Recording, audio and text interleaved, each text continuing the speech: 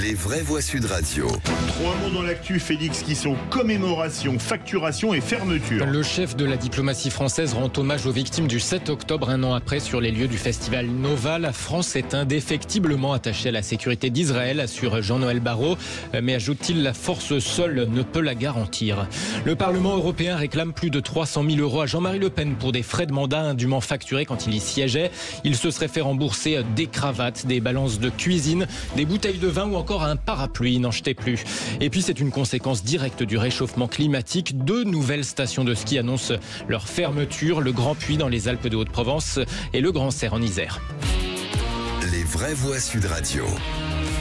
Silence et recueillement en Israël. Un an après l'attaque massive du 7 octobre, le pays revit depuis ce matin ces heures cauchemardesques aux côtés des familles des plus de 1200 morts et 250 otages. Les cérémonies ont débuté sur les lieux du festival Nova, là où au moins 370 jeunes personnes ont péri.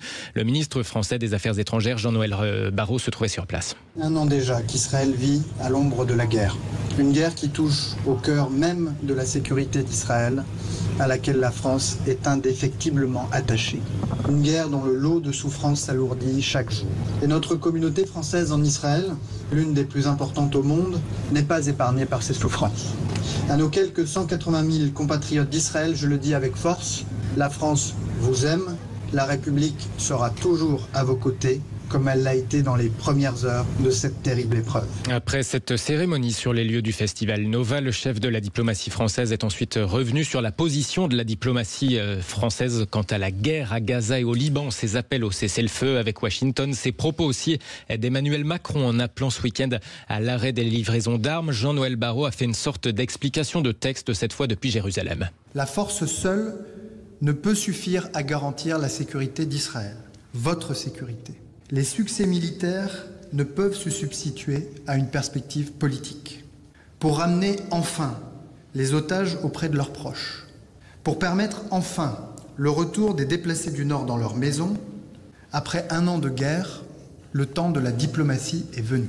Jean-Noël Barrot, le ministre français des Affaires étrangères en Israël pour ses commémorations du 7 octobre. En France, environ 4000 personnes, dont Michel Barnier, sont attendues ce soir au Dôme de Paris pour l'hommage organisé par le CRIF. Des vidéos et des photos d'otages vont y être diffusées. Excusez-moi, mais parler de diplomatie, est-ce qu'on peut négocier avec des gens qui disent que leur but c'est de vous éradiquer? Parce que c'est ce que le Hamas dit de l'État d'Israël. Est-ce qu'on peut discuter avec des gens qui disent on veut votre mort à vous tous? On a déjà évoqué ce débat avec les vraies voix.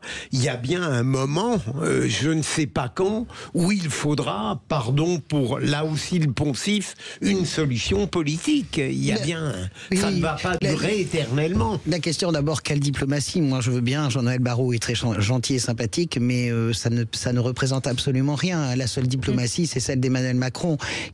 La question est une question de moment. Ce qu'Emmanuel Macron a dit n'est pas si terrible que cela. Mais le problème, c'est qu'il le dit au mauvais moment. Dire ça 2 jours avant le 7 octobre, c'est vraiment se prendre absolument les pieds dans le tapis. Donc oui, moi je suis d'accord avec Philippe.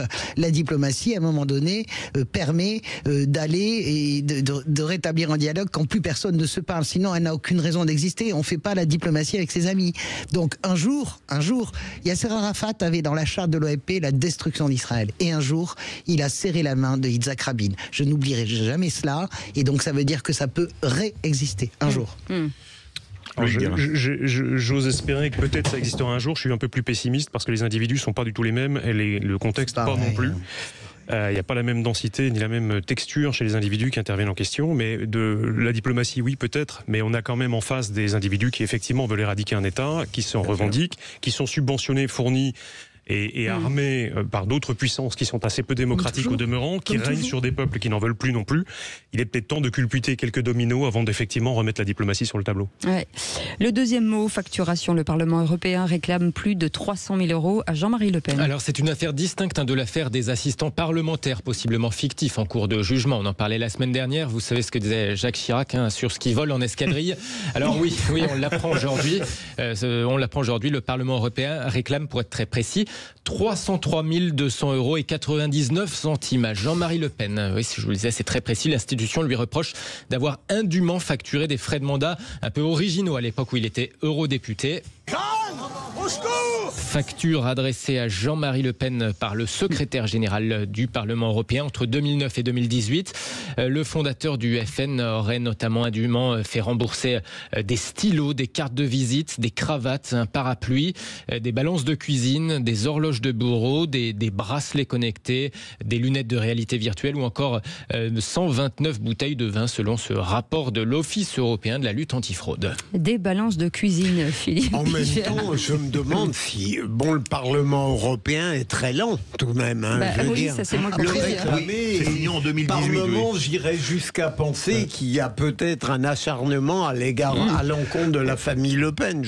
Après ça, je sais pas, mais je pense quand même que j'entends Jean-Marie Le Pen, je ne dédouanerai jamais. Tout le monde sait à quel point je combats ce mouvement et ce parti, mais quand même l'histoire des cravates, etc. J'aimerais bien qu'on n'aille pas fouiller dans les indemnités de représentation des parlementaires. Il y a encore 5 ans, avant que tout soit. Je pense que ce qu'on appelle la fameuse indemnité de fonctionnement, je peux quand même affirmer que pendant des années, elle a aussi servi à payer des vacances de députés, etc.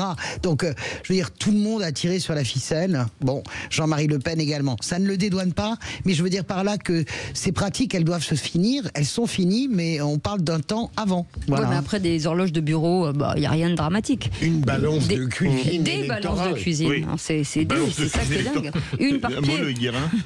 Oui, je trouve également que c'est un peu tardif. 6 ans, c'est un peu tardif, surtout que par définition, les factures sont envoyées avant, les remboursements avant, donc tout ça date un peu.